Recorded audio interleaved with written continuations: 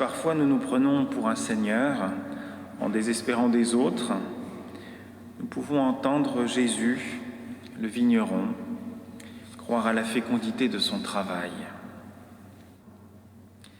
Parfois aussi, le figuier qui ne donne pas de fruits, c'est nous-mêmes.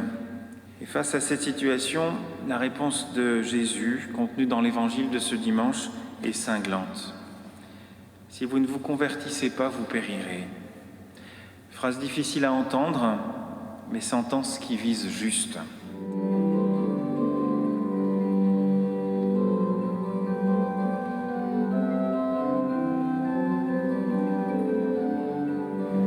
Bon dimanche et bonne semaine à vous.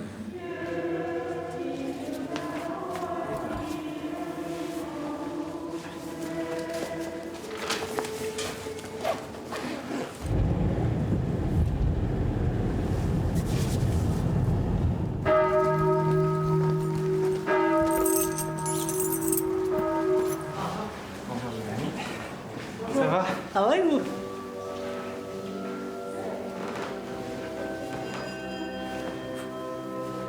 Ah bah ça va encore, on a 2 minutes.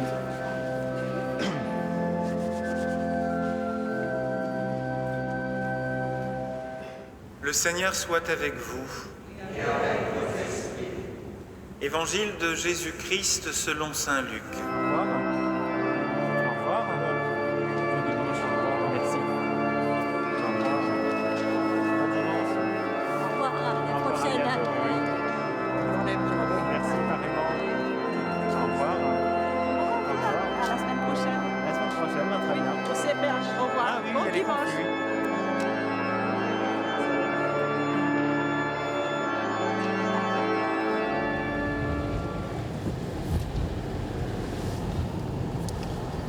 Voilà, je suis donc Hervé Paradis, je suis prêtre du diocèse de Strasbourg, en poste à Mulhouse et environ. Donc là on est sur la communauté de paroisse où j'exerce une partie de mon ministère.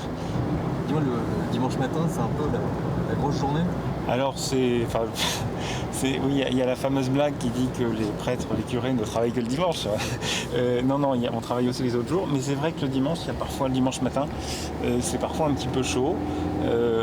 Quand il y a, là comme aujourd'hui, il y a un confrère qui est pas là, donc on est à deux pour assurer toute la messe sur la communauté de paroisse.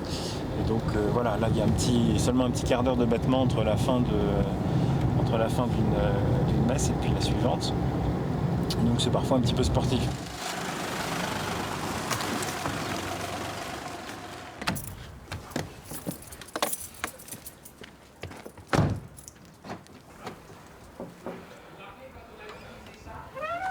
Oui, on se soir et on l'a utilisé quand?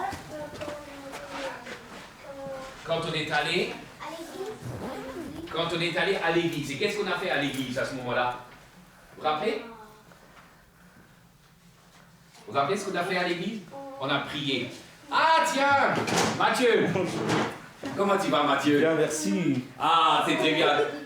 Très heureux de t'accueillir au milieu de nous. Il y en a un ou l'autre ici, parmi nous, qui désirerait devenir prêtre. C'est toi, Corentin? Donc ici, nous aurions comme un petit terrain de vocation. Alors, il faut surtout prier pour que le démon ne vienne pas non plus... Voilà, qu'il ne vienne pas couper l'herbe sous les pieds. Hein, Corentin? Sinon on tombe, oui. Tu as raison. Alors, Mathieu, explique-nous un tout petit peu l'idée déjà pour devenir prêtre. Comment tu as eu cette idée? Oui. Et puis, voilà, et puis explique un peu ta vie. Voilà, donc moi je m'appelle Mathieu, j'ai bientôt 33 ans. Je suis donc originaire de Wolschwiller, du côté de Ferrette. Vous voyez ces Ferrette? Mon papa est agriculteur, puis ma maman s'occupait des personnes âgées qui est à la retraite maintenant. En revisitant cette période-là où j'étais servant de messe, où j'allais à l'église, il y a eu souvent par moments des petits déclics comme ça où le Seigneur a essayé de me parler. Même dans la façon de jouer. Je jouais parfois au Lego, puis je construisais les églises, je faisais des enterrements. Pourquoi les enterrements, j'en sais rien en tout cas. Maintenant, en analysant, je dis, mais oui, mais déjà là, au fond de moi, il y avait quelque chose qui était en attente, hein, qui était, voilà, le Seigneur commençait déjà à travailler. Ensuite, donc à l'âge de 16 ans, j'ai ressenti appel donc, du Seigneur par cette question, enfin, déjà en voyant la croix du Christ. Et la première question, c'était, il a donné sa vie pour moi. Et moi, qu'est-ce que je donne? Et en juin prochain, je serai ordonné prêtre. Plus je m'approche maintenant de ce moment fort, plus je me dis, mais Seigneur, mais donne-moi tout ce qu'il faut et sois à côté de moi pour tous les moments que j'aurai à vivre en tant que prêtre. De recevoir cette ordination.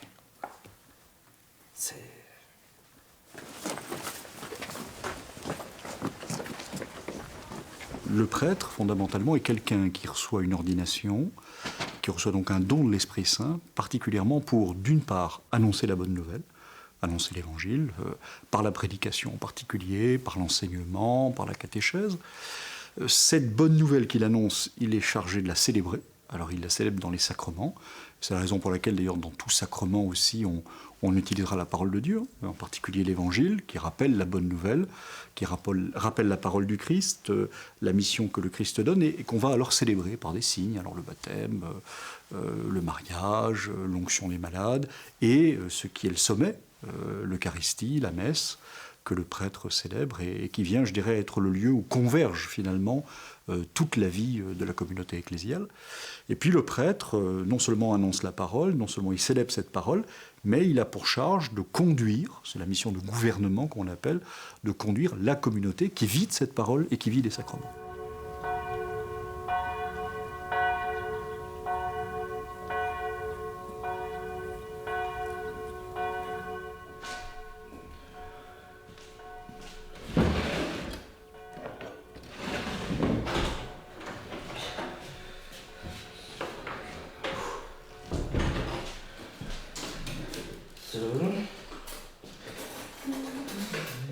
Quand j'ai eu un message ce matin, on aura 4 diacres pour l'église d'Alsace. Ici c'est ma chambre. Alors, chambre qui me représente un peu, pas toujours très très bien rangée, un peu bordélique. Mais voilà, c'est mon lieu de vie. C'est comme dans mon bureau, ça s'entasse et à un moment, j'étouffe. Et alors, il y a un bon rangement qui est fait et hop. Mais bon, ça tient pas longtemps.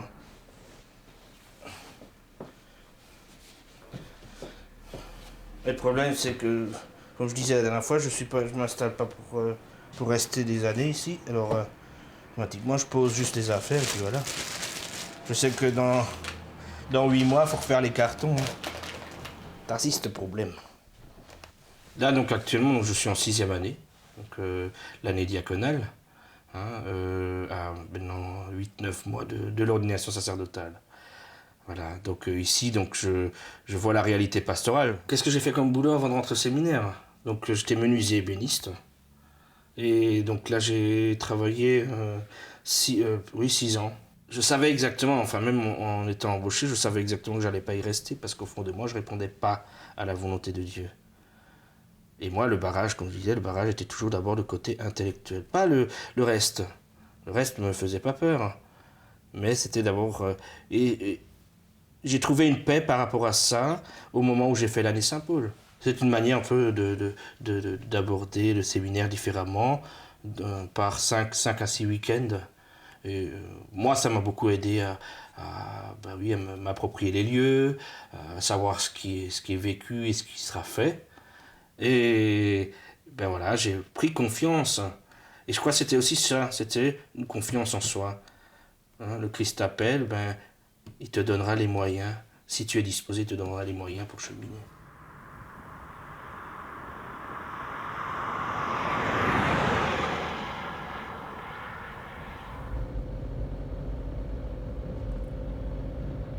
Ici, donc, on est donc, au début du Sungo, donc c'est au sud de Mulhouse, pour bien se situer.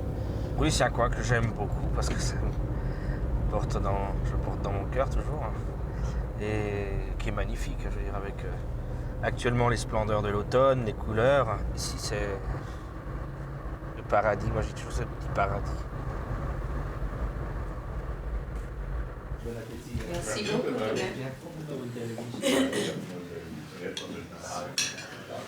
Vous y allez le lundi soir? Non, vous n'y allez plus. J'y arrive plus, monsieur. Ah, pauvre Madame Bean. J'ai promis que je... On peut me dire Céline. Le panaché, c'était là. J'ai promis que j'y retournerai, mais... Qu'est-ce qu'il fait donc William? Je le vois plus. Il boude aussi. C'est pas vrai. Non, il se lève pas, parce que c'est les 2-3 fois qu'il veut l'emmener, puis il se lève pas. Vous lui direz que le curé n'est pas content. C'est pas mauvais, ces trucs, hein. Excellent.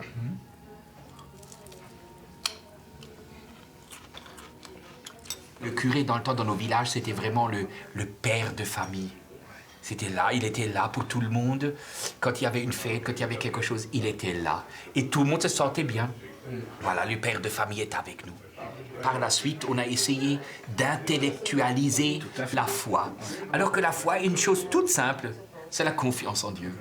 Et c'est ce qu'ils arrivaient à nous faire comprendre à travers toutes ces processions, à travers ces prières qu'on avait à l'église, etc.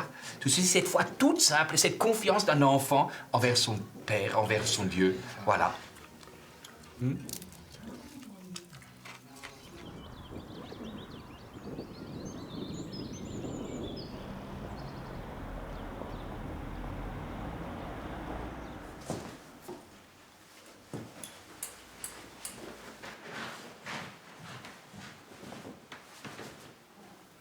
Moi, je suis amené à célébrer l'Eucharistie à peu près 3 fois par semaine, plus évidemment les célébrations du week-end. Mais de manière habituelle, voilà, je le fais. Je trouve que c'est pas mal aussi d'avoir des jours de jeûne eucharistique où on va simplement goûter la parole, méditer la parole qui nous est proposée pour la journée. Et je crois que c'est aussi dans ces temps-là qu'on nourrit la faim de l'Eucharistie. Il prit le pain, il rendit grâce, il le rompit et le donna à ses disciples en disant : « Prenez et mangez-en tous. Ceci est mon corps, livré pour vous. »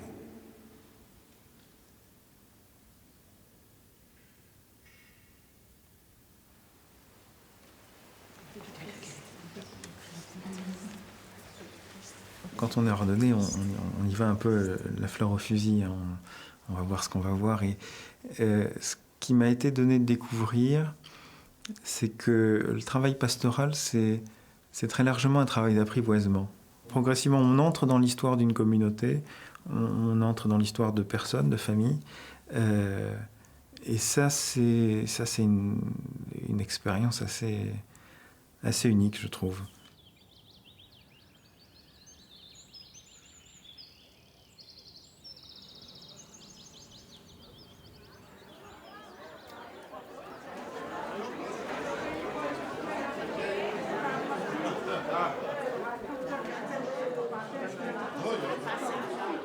Donc c'est Bartenheim, Brubach, et il y a aussi 3 personnes qui viennent en voiture.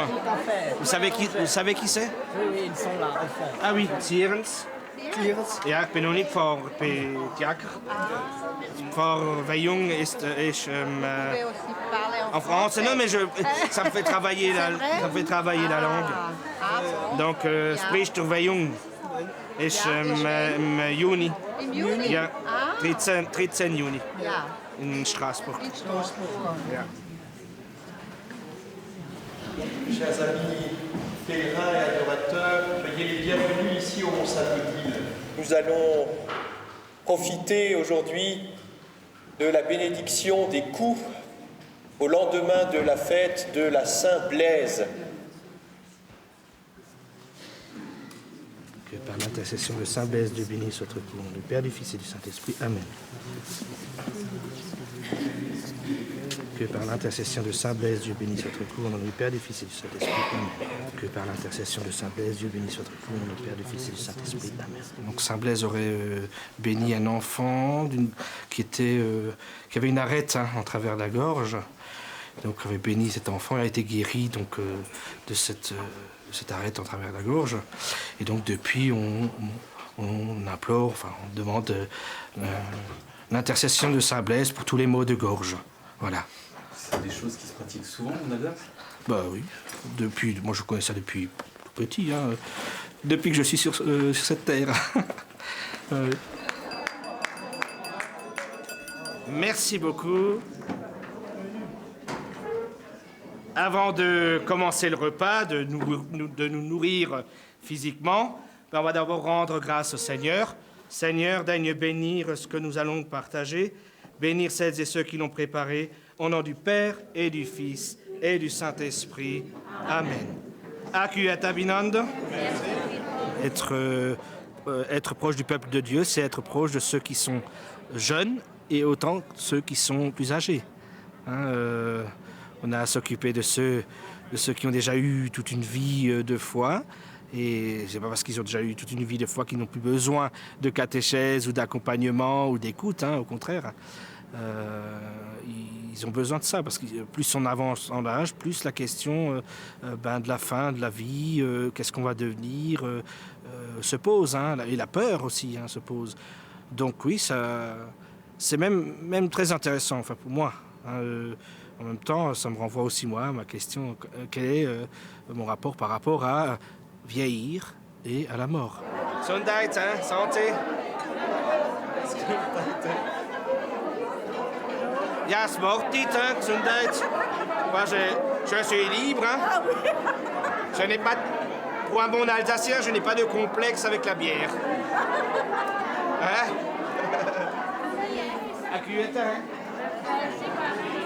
Une des joies du ministère séculier, des prêtres diocésains, c'est finalement, sur un territoire donné, de s'occuper de tout ce qui concerne l'Église. Et ça veut donc dire que l'Église, elle ne peut pas faire autre chose que ce que le Christ lui a demandé de faire, c'est-à-dire d'accueillir tous les hommes. Même ceux qui, a priori, se pensent loin, ou se croient loin, ou se veulent loin.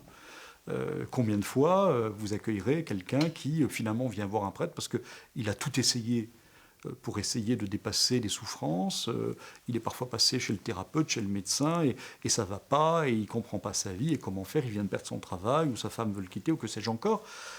Et on doit être là, et on doit être la présence, comme le dit le Concile Vatican II, la visibilité de Jésus, le bon pasteur, qui s'occupe de chaque brebis, qui a le souci de chacune, et qui prend du temps avec chacune, même celle qui s'imagine n'être plus aimée, ou n'avoir plus de place dans l'Église. On a parfois encore un peu, je crois, ce fantasme en Église, un fantasme de chrétienté ou d'un maillage territorial qui soit, voilà, on va couvrir tout le territoire encore.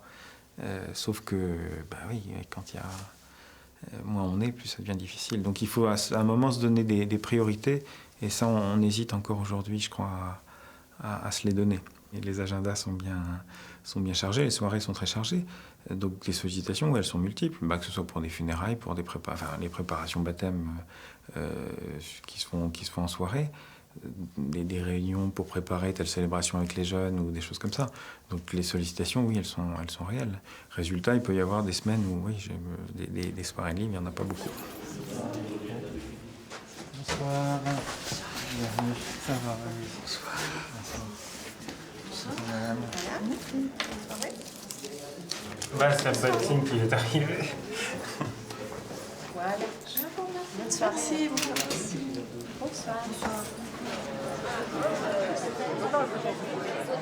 La conférence de ce soir porte sur le thème la rencontre amoureuse et ses nouvelles modalités. Donc il y a beaucoup de monde, mais il ne manque qu'une personne, c'est le conférencier.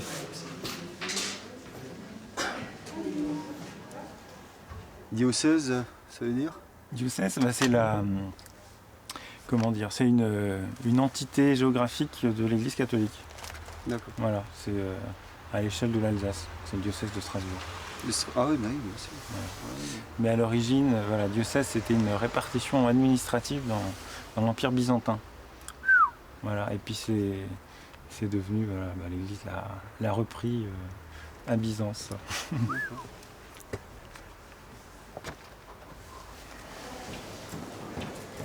Soulagement. Bonsoir et bienvenue à chacune et chacun. Les nouvelles modalités de la rencontre amoureuse. En juger par le nombre de participants ce soir, la question manifestement intéresse. Signe aussi que la rencontre amoureuse n'a plus l'évidence peut-être qu'elle semblait avoir. Donc nous vivons à une époque qui est traversée un petit peu par une interrogation sur les nouvelles formes que prennent les rencontres amoureuses, et on se dit finalement ça a l'air d'être de plus en plus difficile. On observe aussi de plus en plus de couples open, dans lesquels les partenaires peuvent vivre des expériences avec des tiers, alors soit pendant une certaine période, qui parfois sont des périodes de crise, où du coup on revient ensuite à une relation 2 à 2, des modalités divergentes de la sexualité qui s'affirment, mais qui ne s'affirment plus comme des déviances, hein. J'ai évoqué l'homosexualité, mais comme de simples variances. Je crois que l'Église, elle ne peut pas vivre hors du monde. Il y a des réalités qui se développent. Il ne s'agit pas forcément de les cautionner ou de les approuver, mais il s'agit bien de les comprendre, d'essayer d'entrer dans une certaine intelligence de ce qui peut exister. Par exemple, dans la préparation au mariage, on est de plus en plus confronté à des gens qui se sont rencontrés par l'intermédiaire de sites de rencontres comme Mythique. Bon, qu'est-ce qu'on fait, comment on accueille ces demandes-là? C'est Paul VI qui avait une phrase remarquable, il disait « Jésus s'est fait le contemporain de certains hommes ». Eh bien, notre responsabilité comme Église, c'est de nous faire les contemporains des hommes d'aujourd'hui. Voilà, c'est pas Hervé Paradis qui le dit, c'est Paul VI, c'est pas n'importe qui. Donc, je crois que le message de l'Évangile, il a toujours à résonner dans un environnement qui est nouveau. Mais comment peut-on annoncer un message si on ne comprend pas, si on n'essaie pas de comprendre les personnes auxquelles on s'adresse? Je crois qu'il y va du cœur même de l'Évangile et de son annonce dans le monde d'aujourd'hui.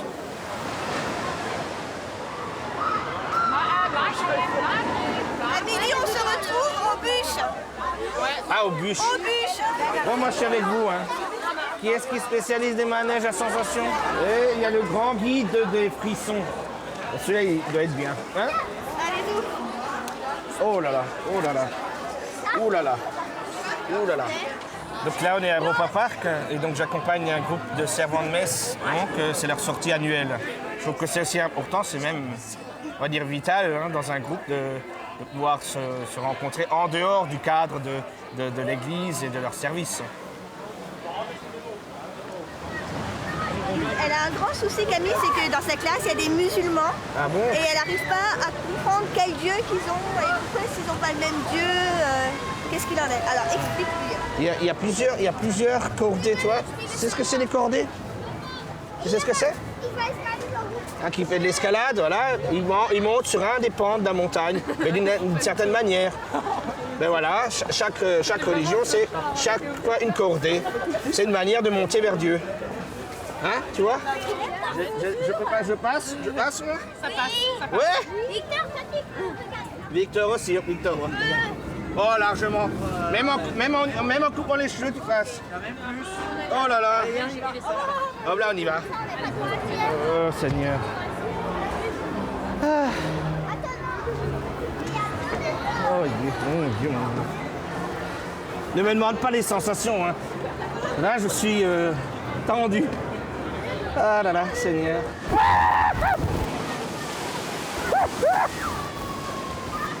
Ah mais je suis mouillé, mais ça va. Si moi j'écris, je commence à... Oh, mais ils apprennent au mauvais moment. Hein. Oui, apprennent au mauvais moment. C'est l'horreur. Un hamburger, un cheeseburger mit pommes. Là, ça va mieux, hein? Mieux, hein? Ça commence à aller mieux. Victor, ça va? C'est bon? Oui, vous les aviez retrouvés. Alors dis-moi, pourquoi je porte ça, Victor? Dis-moi, pourquoi? Le col romain, c'est pratique. J'ai pensé la dernière fois, j'ai dit que ça peut être pratique. Quand on n'a pas de cuillère, et tu sors, et tu... C'est le col romain. Voilà. Je vais vous donner prêtre en juin prochain. Ah oui, prêtre où? Pour être sur le secteur donc, de Mulhouse, sud de Mulhouse. Ah, Mulhouse. Voilà. Vous êtes de où? Mulhouse. Ah ben voilà, moi je suis de Sirens. Enfin, je suis à Sirens actuellement. Donc on verra peut-être. Ah ben oui, certainement. Moi j'ai fait le choix de mettre un col romain pour être en vérité par rapport aux autres, je veux dire. Pour montrer au monde actuel qu'on trouve toujours, il y a encore des jeunes qui s'engagent à la suite du Christ. Et ouais, non, disons que je fais ça avec aucun complexe. Hein, je veux dire, c'est pas parce que on me regarde que je me sens attaqué, pas du tout, au contraire. Bon. Si on me regarde, c'est parce que il faut être en vérité avec les gens. Hein, je veux dire, moi je ne me cache pas.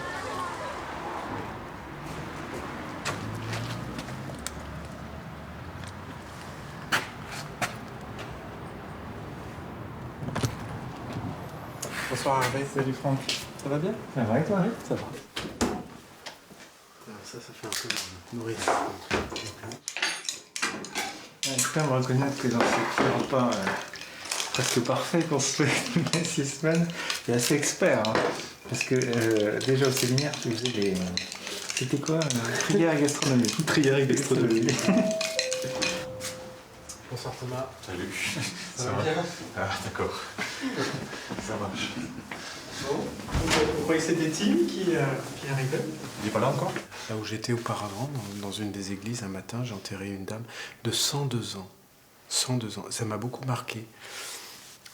C'était dans la chapelle, dans la crypte. Et il y avait personne. Hein. Je me suis dit, c'est terrible. Une personne de 102 ans qui T'as fait l'enterrement tout seul? Ben oui. Écoute, j'ai prié auprès de cette dame. Donc j'ai pas fait une célébration comme elle l'aurait été. Mais vraiment, j'ai pris le temps de prier auprès de cette dame. Et puis, parce que j'étais... ça m'a beaucoup marqué, parce que de voir une femme de 102 ans qui s'en va vraiment comme ça, seule. Il n'y a plus personne. Plus personne. Hein. Vraiment, pour l'accompagner, je me suis dit, je lui dois un enterrement digne à cette femme-là, de l'accompagner. Je veux dire... Bon, ça c'est les enterrements un peu en ville, comme ça, parfois, où il y a très très peu de monde. Bon, dans la campagne, c'est très différent.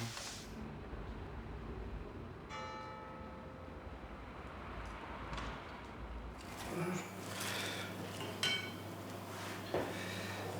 beau potiron. Et autres légumes. Bien. Une journée qui s'achève. Il y a deux choses dans la vie du prêtre, à savoir l'attachement au Christ et puis la proximité avec les gens, la simplicité de vie, et l'un ne va pas sans l'autre. C'est pour ça que j'ai toujours dit à Mathieu, quand il y a des repas d'association quelque part, parfois on est invité, mais d'autres fois, je nous inscris pour les dimanches, les samedis soirs. Ça permet de rencontrer un tas de monde que nous ne voyons pas dans nos églises. Hein? C'est là, et au Hyper-U, je rencontre beaucoup de gens. On les croise dans un autre contexte que les quatre murs de l'église ou qu'une réunion. Et c'est autant intéressant. Béni sois-tu, Seigneur, de nous donner toujours en abondance tout ce dont nous avons besoin. Fais grandir notre foi en toi. Un débordement de vin nouveau nous attend. Amen. Amen. Ah, c'est pas vrai. J'espère que t'as prévu les litres. Ça tombe bien, hein, après l'évangile des noces de Cana hier. Donc poulet au cidre, aux figues. Hervé. Mais j'aime bien faire la cuisine. Et comme je suis souvent tout seul, je fais pas la cuisine. Donc quand j'ai un peu de monde, j'en fais un petit peu. L'année dernière, 15 jours avant Noël, tout m'énervait, tout le monde m'énervait. Mais j'avais fait, après on a relu ça avec mon accompagnateur, en reprenant mon agenda électronique, parce que maintenant on peut tout reprendre et calculer et tout ce que tu veux.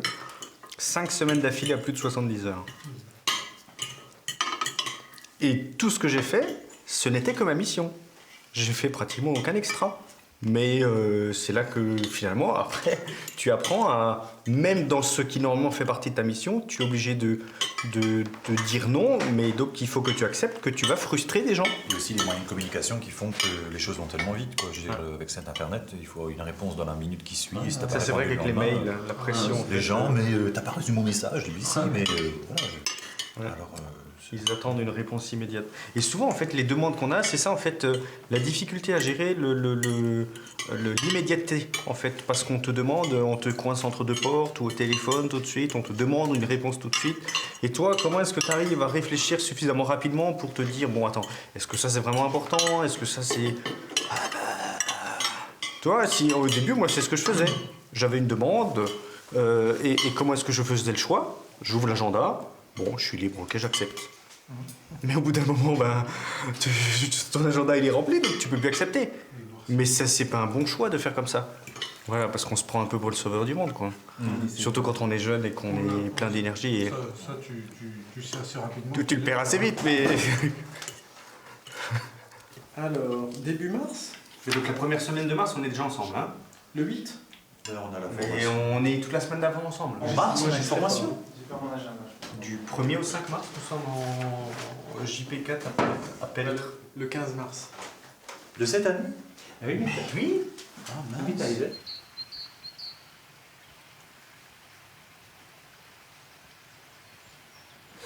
Bon, on verra après. Les jeunes, vous venez? Ne soyez pas timides, hein. Venez. Alors, Nous, on a 4. 4. Irène, les jumelles et Elisa.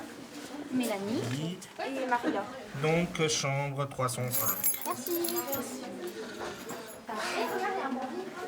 Il y a Lucie. Luci. Vous êtes combien? On est 4. 4. Qui est-ce qui n'est pas encore là? Il manque Nathan. Il viendra pas.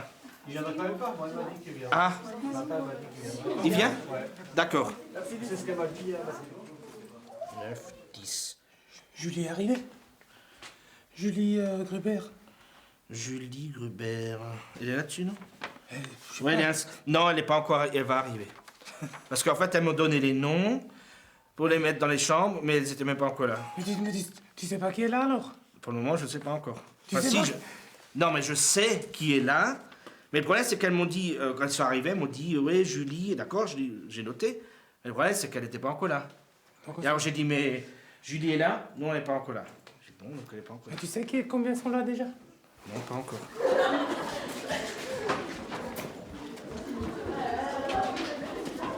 Emmenez vos affaires. Le crayon. 11h30 en bas, la clé, vous la déposez dans le panier. C'est une réunion du perroir.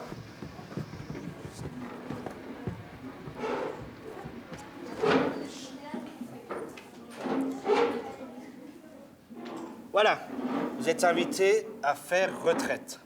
Faire retraite, c'est se retirer de notre vie de tous les jours pour prendre du temps, pour réfléchir autour de la démarche que vous allez faire.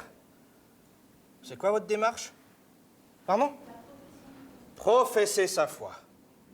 Ah. C'est grand, hein? Ils ont suivi Jésus. Voilà. Et quand il les a vus, il a voulu leur donner à manger. Et ils ont trouvé un petit garçon qui avait du poisson et du pain. Et il a fait un miracle, il a fait qu'à chaque fois, il y en aura assez pour tout le monde. Il a fait don de ce qu'il a de plus précieux, ce pain, ce poisson, que Jésus a pu réaliser ce miracle. C'est-à-dire qu'à n'importe quel moment, c'est toi qui peux être le déclencheur de quelque chose. À partir du moment où tu oses, tu fais un geste. Et je pense que les apôtres, là, ils n'ont pas dû lui demander est-ce que tu veux donner. Ils ont dû dire donne-nous tes 5 pains et puis ton poisson, ou tes 5 pains et tes 2 poissons. Là. Cet enfant était prêt, au fond de lui, à faire ce geste-là, à ce geste de partage. Bien qu'étant chrétien, je pense pas que j'aurais tout donné. Parce que je me méfie quand même un peu. Mais effectivement, ce jeune homme a fait ce qu'il fallait faire. Il a tout donné. C'est magnifique, magnifique.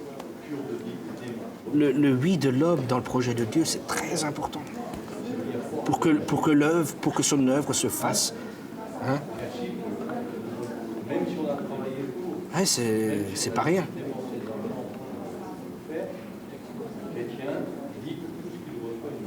Et dans tout ça, pourquoi? Mais pour nous sauver. Je pense que le meilleur moyen de passer la foi, c'est par un vécu. Moi, je pense que c'est le meilleur moyen.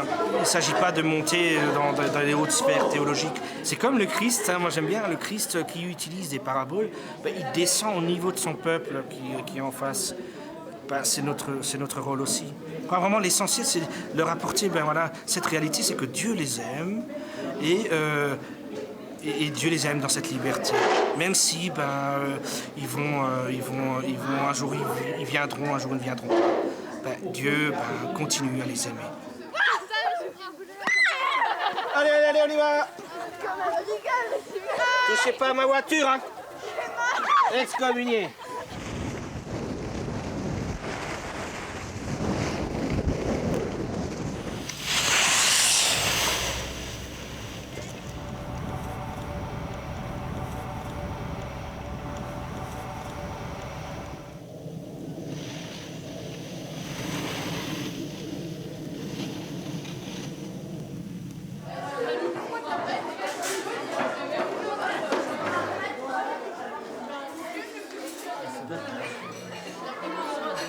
Lorsque tu seras curé dans ta paroisse, t'es pas sûr d'avoir quelqu'un comme Roger qui te fasse la popote. Faudrait que ce soit toi qui... D'après vous, est-ce que les prêtres pourraient continuer à œuvrer sans les laïcs, hein? Non. D'abord, ils sont plus assez nombreux. Et je sais pas, je verrais mal un prêtre, à moins qu'il y en ait encore de nouveaux dans toutes les paroisses. Hein, s'il y avait maintenant, demain en Alsace, de nouveau un prêtre dans chaque paroisse, oui, et encore. Ça a évolué dans le respect du rôle de chacun. Donc de laisser tout ce qui est sacramentel au prêtre, et puis le reste, on peut le faire aussi. Hein, gérer une paroisse, faire du caté, s'occuper des enfants de chœur, bien sûr en invitant le prêtre quand il est disponible, quand il a qu'une paroisse, mais autrement, non, chacun à sa place et ça se passe bien, quoi.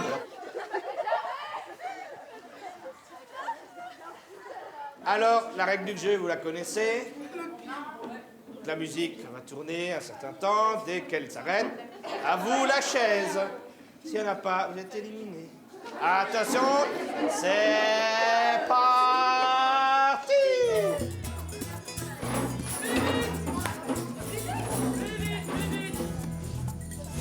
Lâchez aux côtés du Seigneur. Plus vite, allez! Plus vite, allez! Allez, là! Tournez!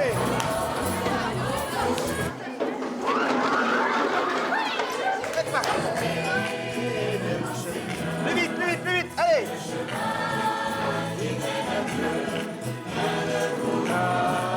M'empêcher,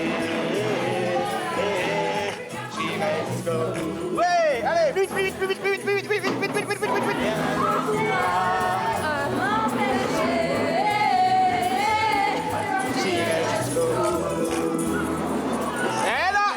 J'aime ça. C'est le chemin du Seigneur. Allez, on y va. Mais non, pas cette fois, c'est pas fini.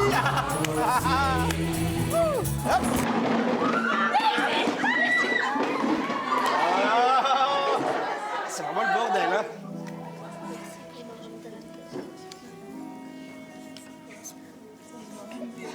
Attention aux cheveux, hein, pour les filles.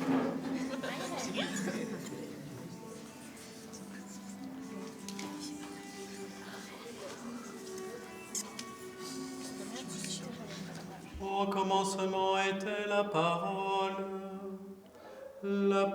est venue dans le monde. Au commencement était la parole est venue dans le monde. Gloire au Père et au Fils et au Saint-Esprit.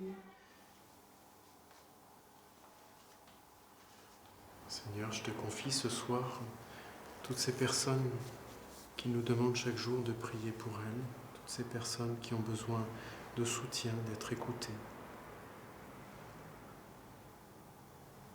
Sauveur du monde, attire à toi les hommes.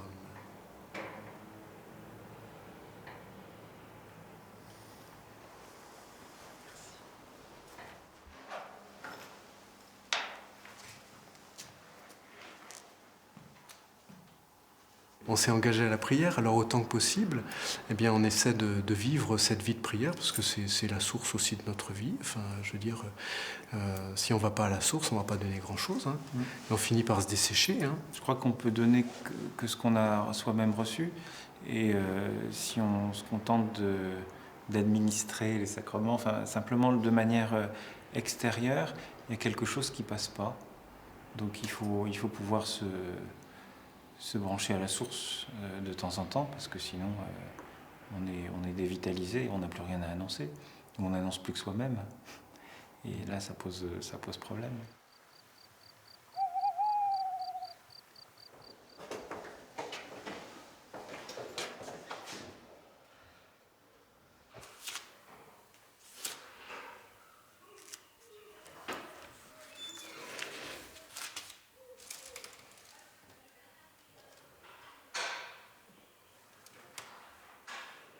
C'est comme les fantômes.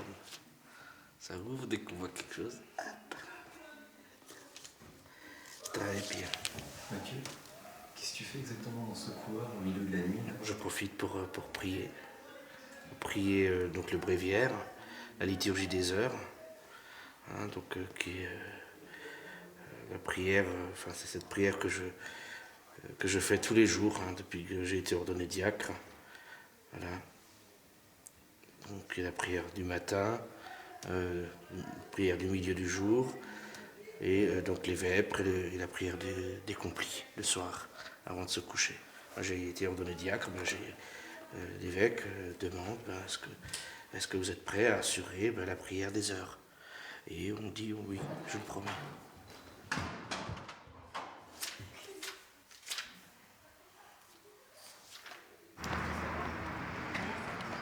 Tu te souviens de moi? Ouais. Alors, Nathan, c'est ta fête aujourd'hui. Bonjour Nathan. Bonjour. Ah, pardon. Ouais, ça va. Ça va? Oui. Ça va être baptisé. Bonjour. Ça va? Hervé. Bonjour Monica. Monica, d'accord. La marraine. Bonjour. Un enfant, c'est un formidable cadeau qui vous est fait, le cadeau de la vie. Par le baptême, Nathan, où est-ce qu'il est? Il se cache. Par le baptême, Nathan, c'est la vie de Dieu qui t'est donnée. C'est un peu comme si Dieu venait te murmurer à l'oreille. Tu es mon enfant bien-aimé. Quoi que tu fasses, quelque bêtise que tu puisses faire, eh bien, je t'aime. Tel que tu es, c'est bien. Nathan, prêt pour le bain? Tu viens un petit peu, puis tu te penches. Je te baptise au nom du Père, du Fils et du Saint-Esprit. Amen. Amen. Alors après ce signe de l'eau, il y a un autre signe qui est le signe de l'huile. Alors l'huile, c'est aussi quelque chose qui nous est très familier. Tu t'en sers dans quelles circonstances? Pour faire des frites, absolument. Pour la cuisine à l'huile. Alors vous savez peut-être que quand maman fait des frites, ça arrive parfois, et que, pas assez souvent sans doute, mais ça peut arriver, et qu'il y a des frites qui tombent sur la nappe ou sur la chemise, généralement maman n'est pas très contente. Hein? Pourquoi elle n'est pas très contente? Ça tâche? Ça tâche. La propriété de l'huile, c'est de pénétrer au plus profond des fibres, et puis toutes les publicités pour les lessives vont vous dire que telle lessive c'est super contre les taches de graisse qui partent jamais autrement. Voilà, l'huile qui pénètre profondément. Et l'huile, ça vient nous dire que Dieu s'engage, et il s'engage pour toujours, de manière irrévocable. Et voilà, ça sent bon. Je suis toujours effaré, impressionné de cette confiance qui naît. Qu'est-ce qui fait qu'à un moment, des gens s'ouvrent et nous confient des choses qui sont des choses très personnelles. Et comment aussi, il y a quelque chose d'une vraie relation affective qui se noue entre des paroissiens et un prêtre. Santé. À Nathan. Je crois que ce qui a été le plus fort, et qui était en même temps assez terrible, c'était... j'avais été amené à célébrer le baptême d'un petit bonhomme qui avait assez mal commencé dans la vie, parce qu'il était resté... dès la naissance, il a dû être hospitalisé. Il n'était pas assuré de pouvoir vivre. Et puis, finalement, il s'est battu, ce petit bonhomme, et puis il a vécu. Et puis, ses parents étaient venus me voir pour qu'on célèbre son baptême. Donc, on avait célébré son baptême. Et quelques mois plus tard, ce petit bonhomme, il est décédé. Il est mort subitement, il avait 15 mois. Et ça a été très, très... ça a été vraiment difficile. Difficile de vivre avec les parents, ce qui était vraiment un drame, et ce qui est le plus insupportable qui puisse être, je crois. Et voilà, de découvrir aussi la pauvreté des mots, parce que y a pas on ne sait pas quoi dire. Et on ne peut pas faire autre chose que pleurer avec ceux qui pleurent. Et en même temps, de se prendre conscience que, à travers ce presque rien qu'on peut offrir, il y a quand même quelque chose de la tendresse du Christ qui peut passer pour ces personnes qui sont dans le deuil et la souffrance.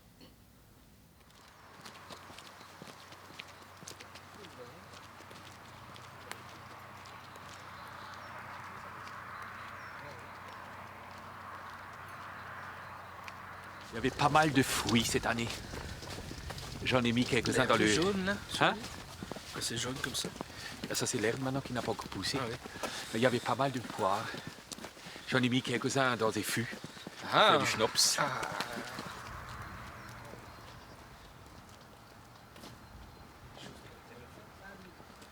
C'est pas un calice tout neuf.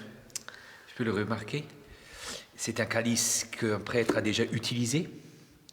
Et c'est toujours important aussi pour qu'un autre prêtre qui le reçoit continue à l'utiliser et à offrir le saint sacrifice de la messe. Pour ce pourquoi a été donc construit ce calice. Alors tu vois, je te l'ai fait redorer un petit peu pour qu'il soit beau et pour que ta première messe, eh bien, ce soit vraiment une joie pour toi de célébrer la messe. Ah oui, merci. Je te le donne. Merci beaucoup. Merci.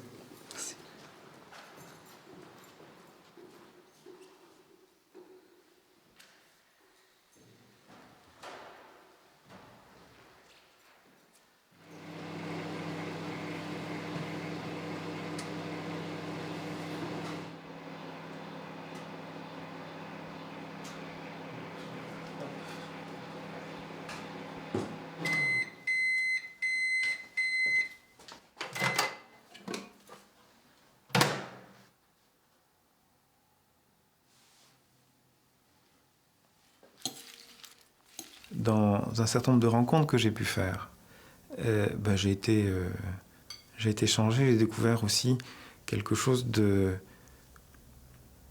ma mission, un peu différemment de ce que je pouvais penser. Je vous ai un peu partagé ce que j'ai vécu dans le contact avec les gens. Finalement, je me situais peut-être davantage dans la perspective de leur apporter quelque chose. De leur annoncer quelque chose de la part de Dieu. Et ce que j'ai découvert, c'est que, au fond, à travers ces rencontres, j'étais au moins autant, sinon plus évangélisé que moi-même je n'évangélisais. Voilà. Mais comment la rencontre vient me révéler quelque chose du Christ. Je vais mettre une capuche. Pourquoi une capuche? On dirait que tu ferais le chaperon rouge. Je suis rouge, moi? Non, blanc alors. Ah, chapeau, oh là. On a tout entendu. Tu mets ça par-dessus? Oui, ça s'appelle une dalmatique. C'est presque comme une chavule, sauf qu'il y a des manches. Là. Donc pour les diacres, côté des manches, ça montre aussi être serviteur. Alors j'ai choisi de mettre la dalmatique parce que c'est jour de fête aussi. Aujourd'hui c'est la fête des prêtres. Donc le lavement des pieds, c'est quoi à nouveau? C'est quand on lave pour que ça soit qu'on est propre. Très bien. Oui, c'est ce qu'on a dit alors. Oui. Et l'autre c'était Emmanuel qui l'avait dit, mais je m'en souviens. Qu'est-ce que Jésus veut nous montrer par là? Qu'il devient Viteur.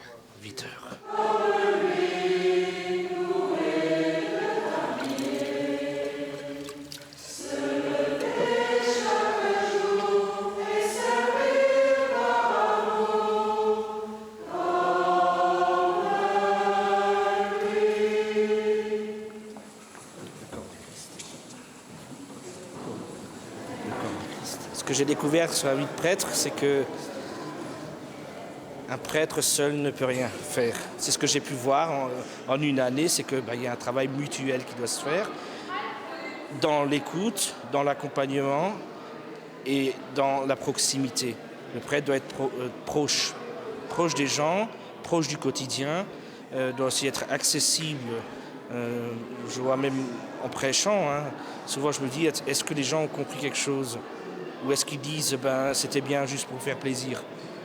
Alors souvent je pose des questions pour susciter, pour savoir s'ils ont vraiment compris quelque chose, et ça c'est important.